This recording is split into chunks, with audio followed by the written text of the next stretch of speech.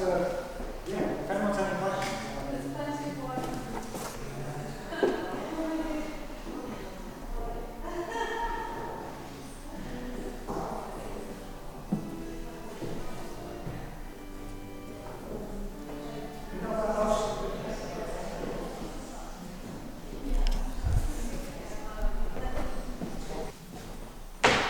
And we'd had a few holidays there, and I didn't drive at the time, so I just had lots of memories and photos and drawings.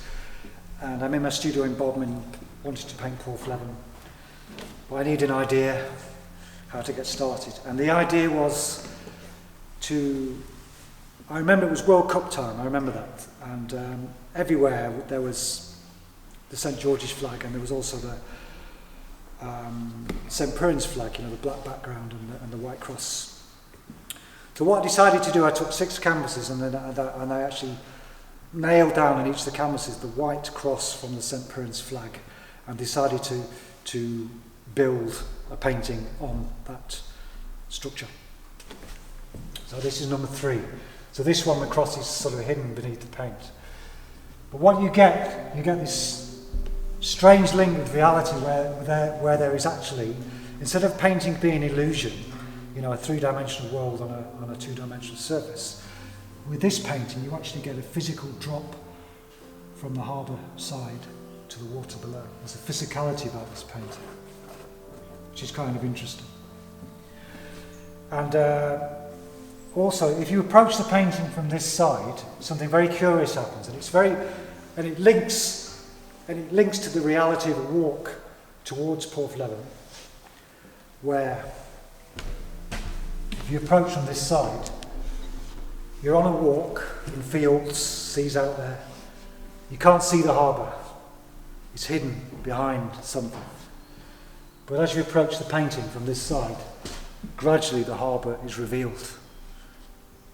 The piers start, and then you see it full frontal, and you can see the whole harbour. So I kind of like that kind of link with reality. So this is Falmouth.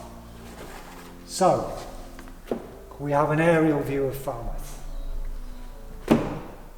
or do we? There's Flushing, or what's the place across St Mawes? There's the aerial view, but there's a headland. So where are we? If we were looking down on Falmouth, we wouldn't see that. If we were stood on the quayside, we would see that, but we wouldn't see that. So again, there's strange combinations of viewpoints. And some lovely colours, Matesian colours. Very fond of this shape as well. Yeah, bits of drawing, linear stuff, shapes, place. Bit of a mad sea going on here, quite like that. Summer.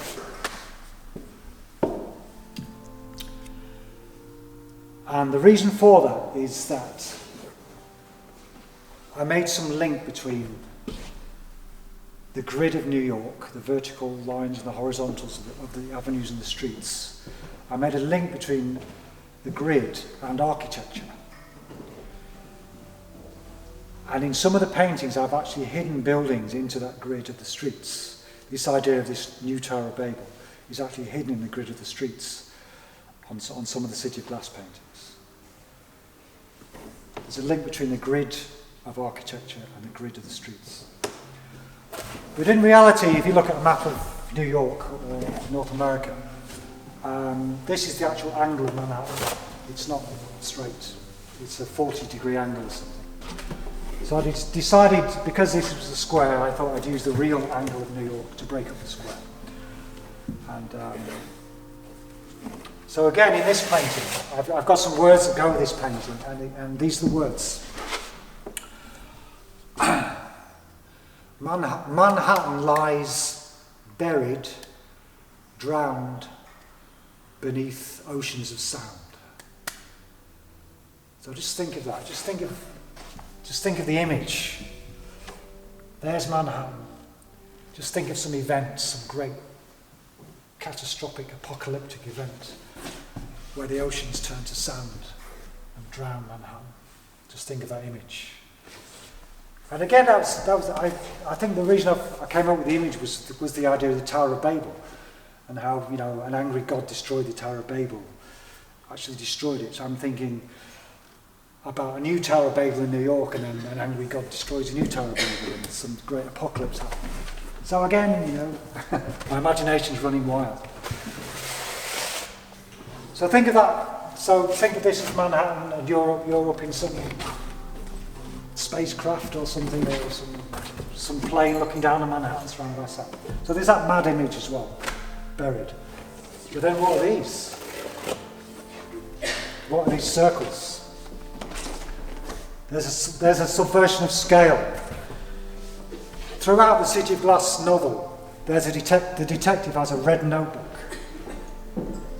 and he writes down everywhere he goes, everything the guy is pursuing, where he writes down everything, all the events, all the locations in his red notebook. So these perforations also refer to that red notebook. So rather than this being you up in a plane looking down on Manhattan, it's actually an oversized notebook with a sketch, perhaps. Can be either, or both.